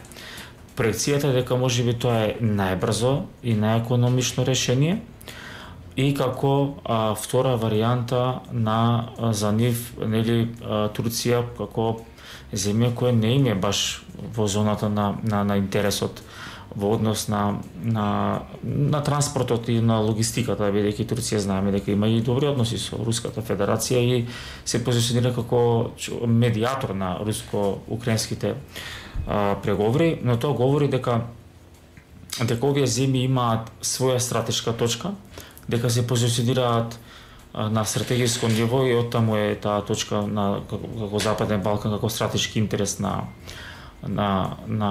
Соединетите американски држави на НАТО. Тоа пак говори дека ние може да имаме некој економски бенефит и економската нелогичност за поврзување на железницата меѓу железничко поврзување на Албанија со Бугарија, кој е премногу скап проект, говори тоа дека оди во контекст на пренос на други стоки, на друга логистичка опрема, и дека тоа веројатно ќе трае и овој конфликт ќе трае, дури и да престане, сепак Бугарија и Црно море ќе видат ќе има постојана база на НАТО. Бајден изјави НАТО никогаш не бил посилен. Се мобилизирал на штета на сите оние кои што мислеле дека со кризата, со војната во Украина ќе ослабне. Кратка реченица пред Сребиновски, он е сепак по експерт во овие области. Ако пред 5 години некој нас не прашаше дека Шведска и Финска ќе бидат во НАТО, ние ќе имавме сериозна дискусија дека тоа нема никаква логика, но неутралноста оние напуштија токму во светло на овој конфликт и НАТО многократно се воено се зголеми, дека имаат они многу моќна наменска оружје и како територија не се многу блиско до Руската Федерација. Генерално НАТО стана многу помоќен. Еден од коментарите од изјавите. Меѓутоа после пост самитски министерот за надворешни работи они се малку по загрижени по големи јастреби кон Русија. За надворешни работи на Литванија Габриелиус Лансбергис се пожали дека самитот на НАТО де факто не донел многу големи резултати. Тоа го напишал на X, поранешен Твитер. Тоа што не се случи, тоа е сериозен стратешки пробој кој го немаше, напишал Лансбергис, додавајќи дека никој немал некои големи очекувања од самитот, затоа што одредбите усвоени, декларацијата и документите биле познати неколку месеци пред почетокот на самитот. Тој се пожелил дека сојузниците и понатаму ја негираат трансформацијата на конфронтацијата помеѓу Русија и Украина во глобален стратешки пресрод и не се брзаат на Киев да му дадат гаранции за безбедност. Значи има внимателност. Затоа го кажат примерот Шведска и Финска, ако брзо се решеше војната со Русија и Украина, можеби Шведска и Финска никош не било тоа стратешки потек и затоа викам во нашите дискусии дека во ваква војна кога вие ќе се престроите, вие ќе гледате максимално да се позиционирате. Можеби ќе одложите војната, можеби ќе ја замрзнете, можеби ќе направите друга стратегија, но вие гледате да придобиете што многу поголема и посилна алијанса. Оттаму, веројатно тој министер од Литванија, чинем рековте, очекувал дека ќе се применат политики на брзо завршување на војната. Заклучоците од самитот, инаку да знаете, сами се спремат година на година, се почнува да се спремат за наредна година, за да се земат и документи, разузнавачкиот апарат од сите земји членки се позиционираат во еден документ и затоа има насрт комуникај, сите го добиваат пред самитот, ги дефинираат точките и се гласа. Да, тоа е формално и е бирократска работа, но ако вие гледате овој самит има две позиции, ако комплетно го прочитате, два заклучи. Логистика и поголема мобилност. Нема решавање на конфликтот. Дури постојат позиции за позиционирање на долг конфликт. Оттаму тоа на задоволство на Литванецот. Он очекува... Он е пред се незадоволен затоа што најголема пропуштена прилика е неподготвеноста на Украина да се дозволи да удри длабоко во Русија. Меѓутоа, па имаме една друга информација од Јермак, како се викаше шефот на кабинетот, дека при крај се разговорите за да се дозволи да нападат украинците длабоко на територијата. Ја мислам дека Русија. украинците и денеска напаѓаат длабоко во територијата. Можеби неформално, но воинствено да. Со западно оружје. Со западно. Во зависност од државите, Обединетото кралство дозволи употреба на нејзиното оружје на руска територија, И така например, меѓутоа не сите. Останатите кои што пристигнуваат се уште главен агол на сето има САД. Проблемот е во целата состојба што се обидам некојаш да го истакнам. Украина де факто не е членка на НАТО. НАТО е креиран и дизајниран да ги брани интересите единствено на земјите членки во НАТО. Ние, додека не станавме членка на НАТО, бевме само близок партнер на НАТО. Во секако смисла на збор. Да, има логистика, има помош, отворена волја да се помогне, меѓутоа не може да се активира членот на алијансата за да може да се активира и борбениот механизам. Не верувам ни дека ќе се случи. Она што можам да претпоставам барем според моето скромно познавање на проблематиката е дека ќе има политичко раздвижување. Да, НАТО е најсилен од што бил, бидејќи мисијата на НАТО во овој момент е смената. Ако доскоро се бореа со хибридни закани, тероризам и така натаму, кои што беа главни безбедносни проблематики, сега е сосема нешто друго. Сега е класично војување со класичен непријател. Класичен можеби не е терминот што најдобро ја објаснува состојбата, меѓутоа мислам дека се разбираме. Каков ќе изгледа НАТО? Јас пак велам да почекаме до изборите во САД.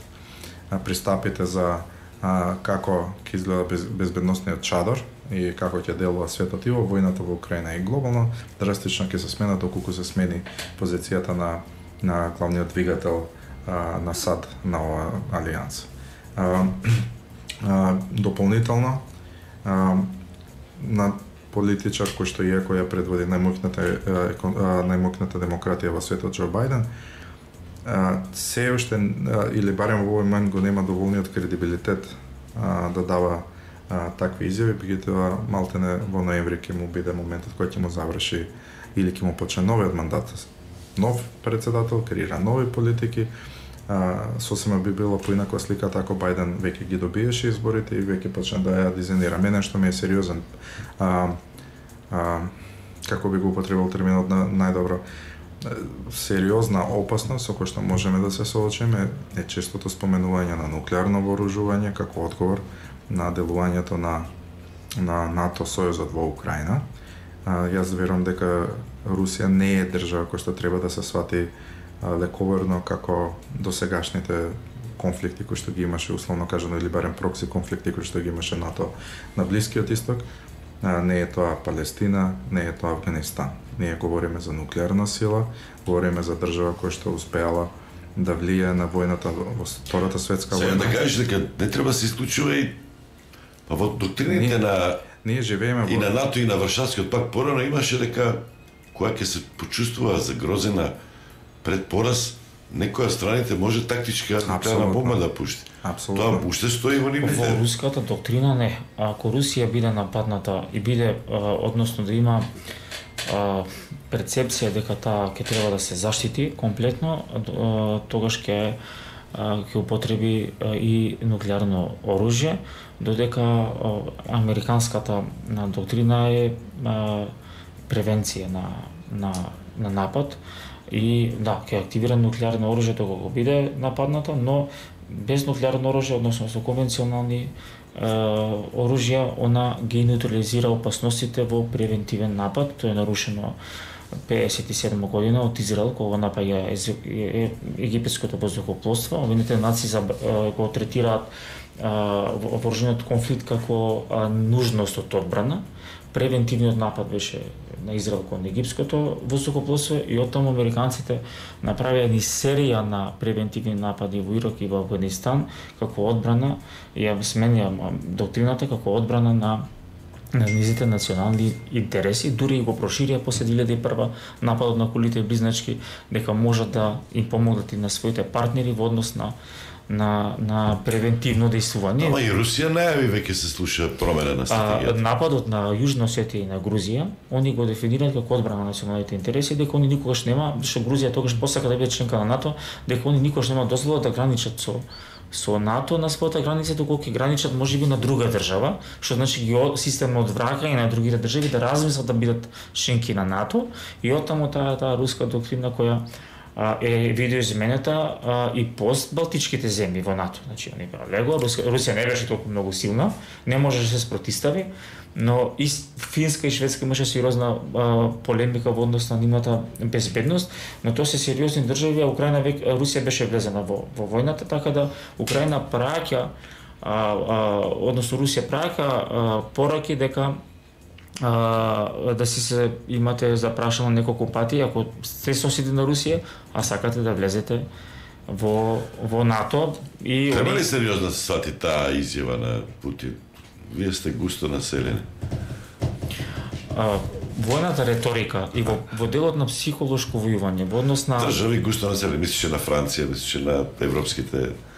Ако видите, ние можеме да анализираме, нели до утре има многу детали, но ако вие Русија притиснете да она почне да војува незина територија, не ми ја исклучувајте можноста дека таа ќе капитулира. Сите опции се на маса. Русија во моментот војува на туѓа територија. Како и да вртиме, она војува во Украина, 20 и нешто процент на туѓа територија има земја и таму војува. Десувањето на западната војна машинерија е клучно. И она што рековте се анализира или можеби сака се донесе одлука за напад на руска територија, но не заборавиме. Ниту Украина има отворена војна на Русија, значи ниту Русија има отворена војна на Украина, зборам во официјална формална правна смисла, туку во тек е војна операција. Ако вие во семените тој наратив и направите офанзивни действија кон Федерација, руската доктрина може да биде измената, тоа го кажа Владимир Путин. Премногу фрустрација има во Русија, премногу комплекси се изразени, светот е премногу поделен. Русија најде веднаш можеби компензација за нивната економија и има некои партнери кои различно гледаат на светот. Не ја ислучувајте можноста кога некој ќе донесе Русија до ќош, не би употребила и тактичко нуклеарно вооружување. Јас колку се тие состојби сериозни, документи се менуваат, стратегии се градат, се менуваат во зависност од потребите. Тоа е категорија која што е изводлива во зависност од која води државата. Терминологијата на нуклеарно вооружување, колку таа често се споменува, мене ме загрижува Путин, од разбирливи причини неколку пати. Скоро го следев митингот на Трамп во Невраска, кој што барем според, иако состојбите се уште нејасни, во овој момент има предност пред неговиот опонент од Демократската партија за потенцијален претседател. Неколку пати ја употреби риториката дека постои реална опасност, дека ние можеме да имаме нуклеарна војна. Токму затоа, НАТО може би е посилен во смисла да реагира помудро од состојбите, но ние воопшто не сме во наивна ситуација. Како членки на воен сојуз, ние треба да разбереме дека освен што ги имаме придобивките, ние имаме и обврски, меѓутоа го имаме и ризикот. Имаме реклами, па се враќаме со двајца слушатели. Александар Савиновски, Милан Стефановски. Реклами. Дами и господа, Стадион. Гледате радио на YouTube и Facebook. 45 години заедно со вас. ПКБ-ско. Лето со 101 награда. Додавуваме главна награда од 100.000 денари и 100 награди по 3.000 денари. Аплицирај за кредит на 13505 или во една од нашите филијали и започни го твоето најсреќно лето до сега. Флекс кредит. Пари за секого. Стадион Контакт 032 397 707 и 397 727. Одиме понатаму, ало. Слушател број 1. Ало. Ало, добар ден. Другата линија нека почека. Ајде, повелете. Не слушам. Митре Пиловски се од Прилеп. Како?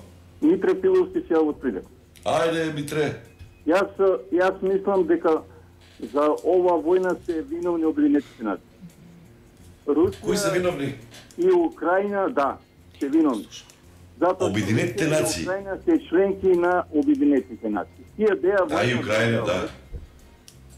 Што работат Обединетите нации за да нема војна. Значи, тие се само членки на Обединетите нации. А што бара НАТО таму и што бара Русија во самата Украина? Значи, проблемот е во Обединетите нации што можеше да ја спречи таа војна преку преговори меѓу странките што имаат проблем. А каде се Обединетите нации? Никаде ги нема 2,5 години. А се војува меѓу две членки на таа светска организација.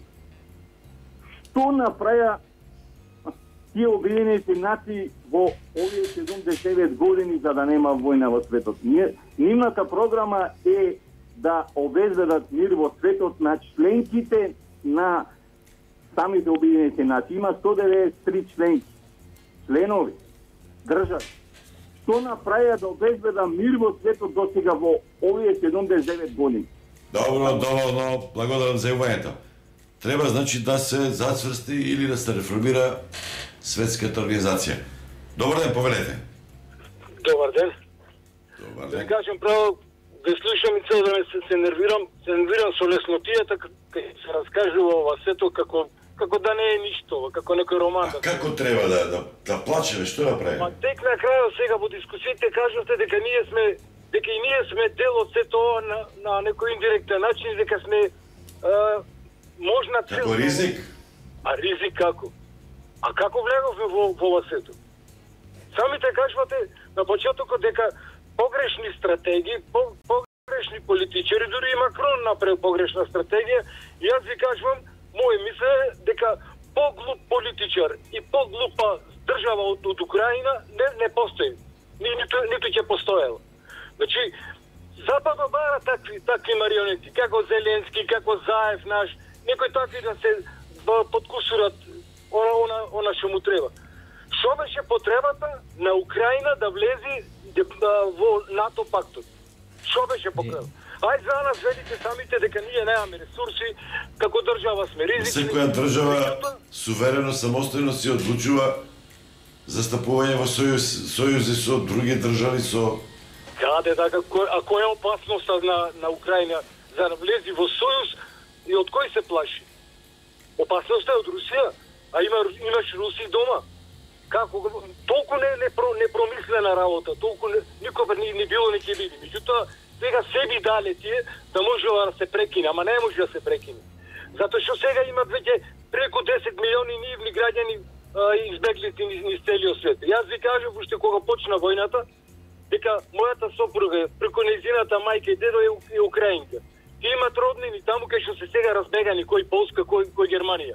Дали некој размислува што значи да се што си печел во живото, да клаиш во две торби да не ја заклучиш куќата и да замениш. И сега зашто Украина сакала да влези во НАТО? Море, го многу јаката работа.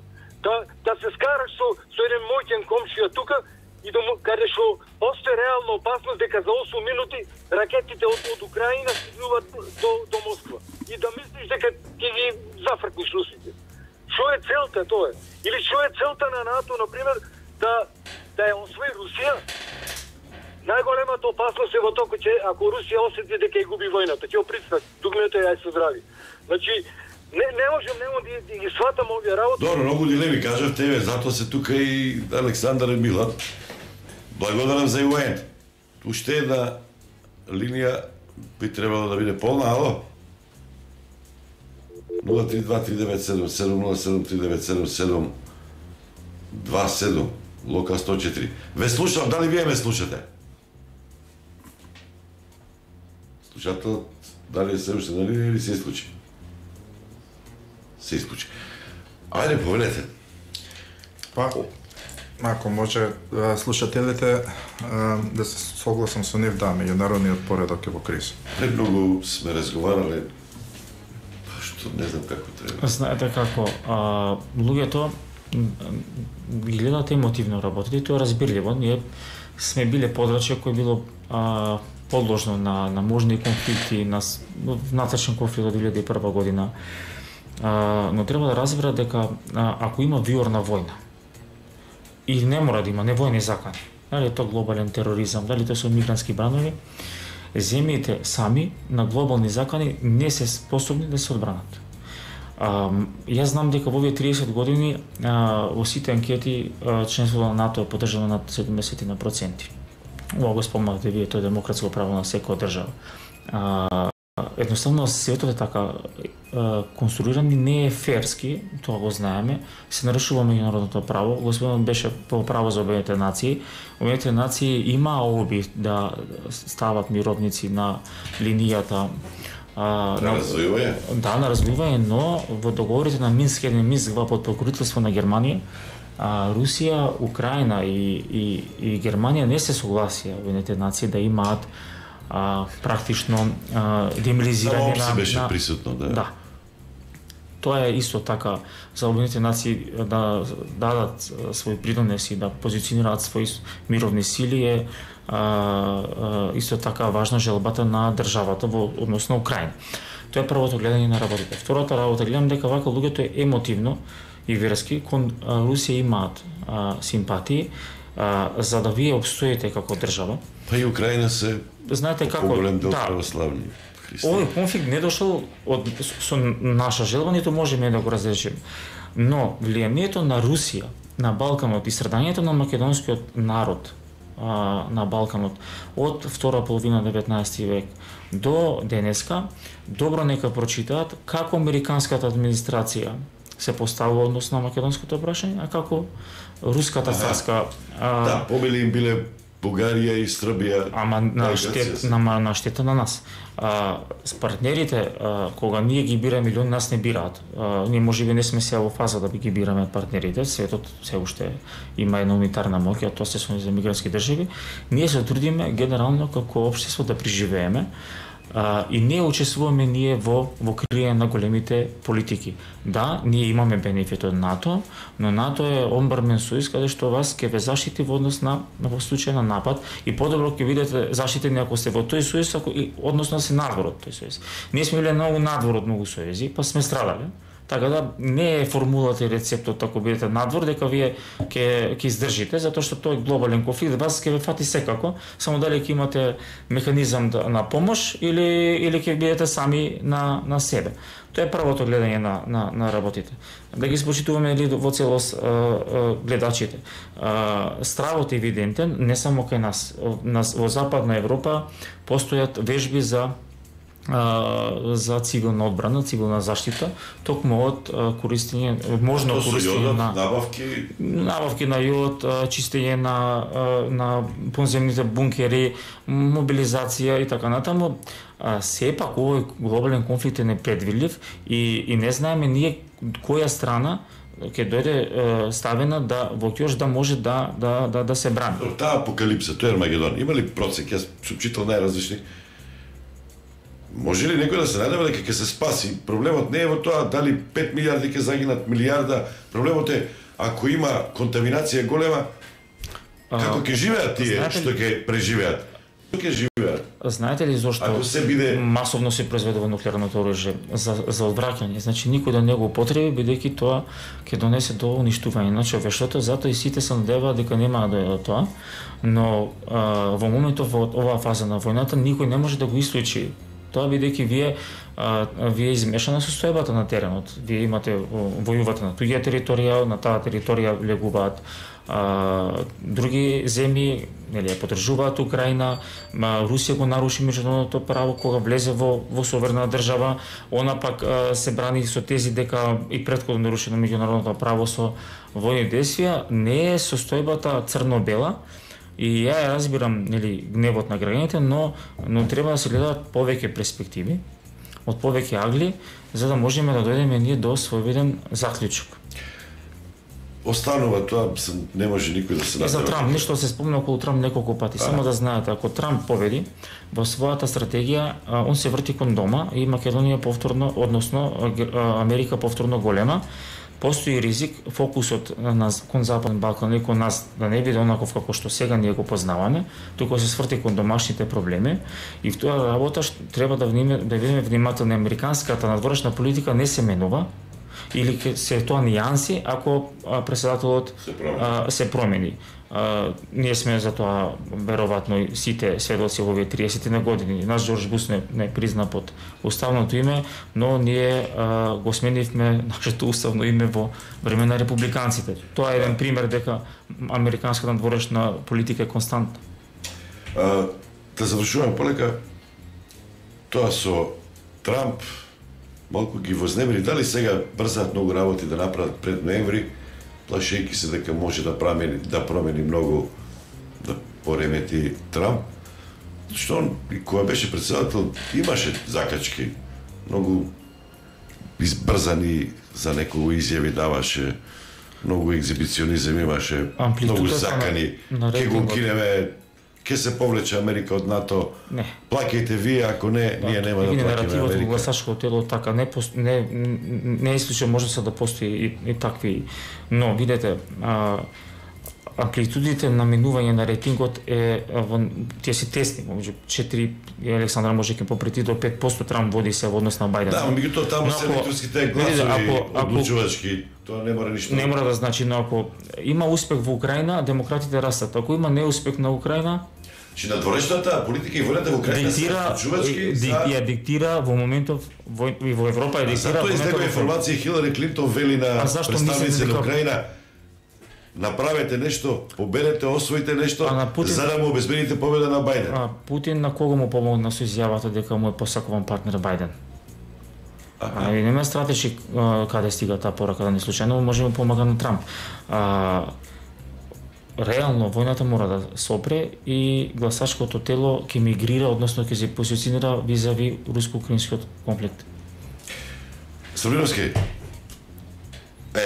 ќе има и длабоки удари, што може да промени? F-16 веќе летаат, ако веќе и не бомбардираат, не знам, за различни информации има, Атакамс им дадоа, што е следното?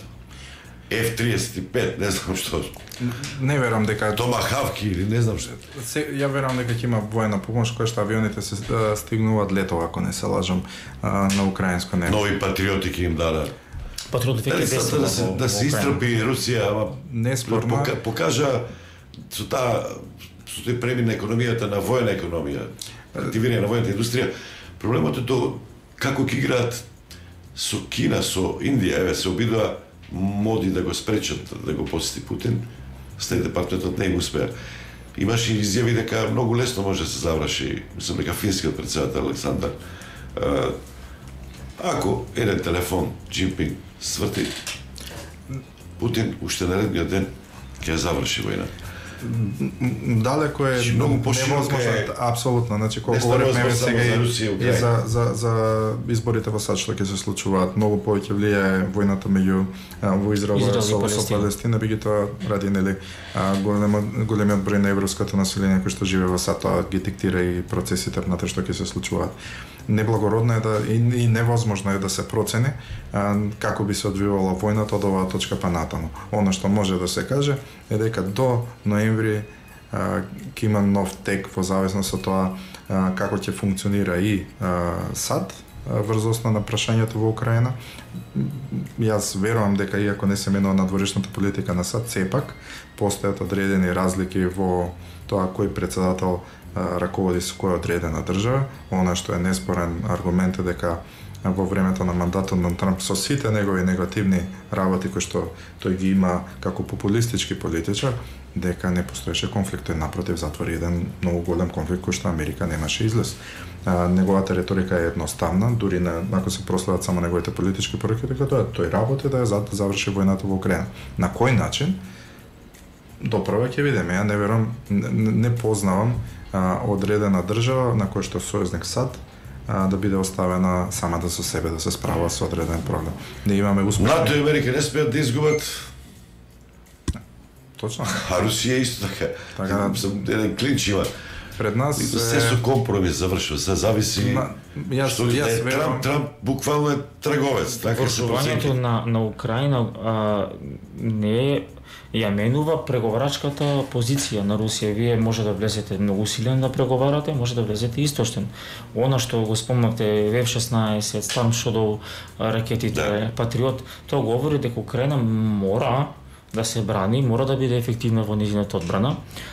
Мобилизацијата во анкетите е друго да вие се браните, друго е кога ќе напаѓате. Затоа се внима во наративот дека Украина води одбранбена војна, но ефектот е дека да се одврати Русија и да се стави на преговарачка рамка, односно на преговарачки стол, но да не биде многу силно. Значи тоа е стратегијата во односно на психолошки момент. Зошто се битни нападите во длабочина? Затоа што Путин не случајно цело време зборува за војна интервенција. Затоа што не сме да го употреби зборот војна, не ради странците меѓународни, заради внатрешната јавност на руското општество. Има таму нешто војна. Они на Крим има на плажа бе кога падна касетната бомба. Нема чувство дека можеби тоа сакат Запад и НАТО сега да ги тоа е во стратегијата на било на руското општество. Да го начне Путин веројатно. Зборувам за домашната јавност и за односот кон војна. Стратегија многу е важно и внатре да предизвикате менување на перцепцијата во однос на војна. Ако видите вие паралела, нели со западниот блок и War Against Terror, како се викаше тоа војна кон тероризмот, беа операции во Афганистан, Ирак и така натаму. Во ниеден момент САД не беше во војна против Афганистан и Ирак, туку со луѓето кои што се и војна операција, така да. Да завршуваме со следното. Македонија ги даде, го спомнавме тоа, авионите, хеликоптерите. Зошто не согласуваме? Или пак ќе се вратиме на тоа што го рече Стефановски. Па треба да видиш колку ти е чергата, колку можеш така да постапуваш. Еве другите држави, Полска, Романија, пред да дадат нешто, Грција компензираат. Барат прво. Дајте ни. Од американците барат. Ние дадовме се. Добивме ли нешто? Сега за хеликоптерите имаше некој тендер, не знам тока е тоа. Италијаните, Джевлини, што добивме нешто или немаме Джевлини добиено, но имаме нарачка. Француски противвоздушни системи нарачан, италијанските хеликоптери и Джевлини ракетите. Ние имаме Полска има и другите држави кои барат компензација, имаат веќе војна индустрија. И ги дадат сухоите на пример. И миговите, ама они можеби да не ги користат, но фантомите они веќе ги имаат во употреба или ја користат позицијата на донација за да можат да добијат некоја поволност во однос на американското оружје кое да знаете најскапо во моментов на пазарот. Но ние немавме таква стратегија. Ние дадовме советско оружје. Оно што го спомнавте, за да вие добиете ново оружје, тоа чекате 3-4-5 години, како италијанските хеликоптери. Не имаме вакуум период, можеби требаше да направиме проценка што можеме да дадеме, а да имаме вооружување во случај на некаква опасност, но ние сме во таа комфортна зона дека сме член од 5 нештити, немаме непријатели околу нас, а имаме доволно вооружување за да се одбраниме од некаков си внатрешен конфликт, но и тоа не е веќе аргумент бидејќи имаме кохезивни мултиетнички односи дома, така да веројатно стратегијата беше ние да дадеме на Украина се што имаме, и дополнително да се надолазиме, извинете што состојбата во која што се наоѓа одредени оружени системи секоја за поставање. Не секако моравме да ги отпишеме тие што ги домираме. За летала кои што во најголем дел беа нефункционални, неисправни. Говоривме за летала во кои што на пример одредени Ми-24 беше функционален. Суд можеби сухоите не беа функционални. Одредени летала беа надоградени со израелска технологија, што е спротивно од начинот на кој што ние сме го набавиле оружјето. Од друга страна, ние доколку поседуваме, условно кажано, италијански воздухоплови, ние не можеме во Финска да ги надоградиме нивните системи. Тоа е како, на Тесла да ставите акумулатор од лада. Не функционира така светот. Токму летовите часовите на летување се одобрувани од државата која што ви го продала оружјето со меѓународен договор за сервис и така натаму. Ние сме членка на НАТО, тоа точно Александар што го зборува. Ние имавме донација на СССР вооружување и во НАТО стратешкиот одбранен преглед и во однос на модернизирање на армијата ние имаме подпишано дека ќе се практично некој начин отрасиме од тоа старо оружје кое е тешко за одржавање, а веќе сме во НАТО и мора да бидеме синхронизирани со НАТО вооружувањето. Затоа што регионално ако гледаме Словенија има Хрватите Рафали набавуваат. Да, Србите и Рафали и играат они и руско и кокетира и со едните и со другите. Ама интересни се дроновите, ние дронови имаме. Имаме. Дронови. Да, имаме. Абе, не овие за снимање свадби за наблюдувачки немаме ние војни дронови. Може би ќе имаме, ама затоа што споменавте на почетокот дека се менува дроновите се пресудни сега. Сега се размислува како се одбраниш од дроновите. Оно што следев од министрот за внатрешни работи за одбрана, сериозно постои опција да се набават дронови и за МВР и за Министерството за одбрана и Криволок да биде еден од тие центри кај што ќе оперираат тие дронови во извидувачки операции. Инаку не е проблем во дронот да има и вооружување. Би се надоврзал на Милан, предпоставам и сигурен сум подобро од мене ја познава таа тематика. Кога говорам за процесот за надградба на вооружените системи кои што го имаме, за среќа се одвива солидно, односно партиите не влијаат толку многу во смисла да прекинат да надоградат или да сменат некоја транша на оружје. Ние сме во процес во кој што имаме според нашите стратегиски документи зацртано одредени оружени системи кои што ние можеме да ги купиме или да ги добиеме од нашите сојузници. Тоа функционира во некоја складна динамика кај што најверојатно армискиот врв на државата и председателот, односно председателката веќе имаат подобар увид на состојбите. Не чувствувам дека е лоша состојбата што во моменти на криза Македонија ги користи оружените системи да ги размени за понови оружени системи или за подобри услови при набавка на истите. Верувам дека е солидно искористена можност, но сепак не сум некој што бил дел од безбедносните структурите на земја па да ги познам интимно процесите како функционираат. Можам чисто од новинарска перспектива да говорам дека секогаш поддржувам професионализација и надоградба на нашите оружени системи. За поздравување се напорите на неколку влади наназад земени, можеби во последните 9 години и повеќе, каде што се зголемува нашиот буџет, се модернизира оружјето, што не беше случај претходно. Армијата беше во една исклучително тешка состојба. Секоја наредна влада, без разлика од која партија да е, сериозно ја разбира проблематиката и инвестира во она што не ја брани безбедноста на државата. Ако ние сме членка во НАТО, тоа не значи дека некој друг ќе војува или ќе ја брани нашата држава за нас, напротив. Тоа значи дека ние многу подобро и поефективно со подобра технологија и соработка со сојузниците ќе се сочуваме своето парче на земја. Јас ви благодарам за разговорот. Александар Србиновски, Милан Стефановски, наши гости. Имате можност да го слушнете за политичките случувања во Франција после изборите парламентарни и професорот Нано Ружи. Пријатно и до слушање до наредната сабота. Пријатно. Стадион. Емисија за вашата вистина. Емисијата Стадион можете да ја гледате и на телевизиите. ВИС во недела од 17 часот и 30 минути. ТВ Здравкин во сабота од 20:30. ТВ КТВ во недела од 16. ТВМ во понеделник од 13 часот. ТВ Плюс во недела од 11. ТВ Протел во понеделник во 15 часот. Канал 8 во недела од 11:40. И ТВ Глоби во сабота од 19 часот и 30 минути. Гледајте Стадион.